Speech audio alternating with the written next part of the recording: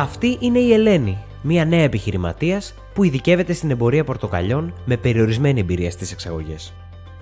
Έχει βρει έναν υποψήφιο αγοραστή σε μια αναπτυσσόμενη αγορά της Ασίας, αλλά δεν έχουν ξανασυνεργαστεί και φοβάται ότι θα πάρει μεγάλο ρίσκο. Σκέφτεται να ζητήσει μια προκαταβολή πριν αποστείλει το εμπόρευμα, αλλά φοβάται ότι έτσι θα γίνει λιγότερο ανταγωνιστική και θα χάσει τον υποψήφιο πελάτη. Ευτυχώς που υπάρχει το πρόγραμμα Selective Risk της Export Credit Greece. Μια ασφαλιστική πρόταση που της επιτρέπει να ασφαλίσει τα μεμονωμένα τιμολόγια που της προκαλούν ανησυχία.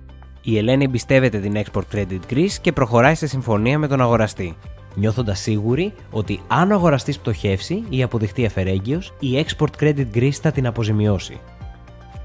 Και μη φοβάσαι, Ελένη, ότι θα αργήσεις να πάρεις πίσω τα χρήματά σου. Η διαδικασία της αποζημίωσης είναι γρήγορη και απλή.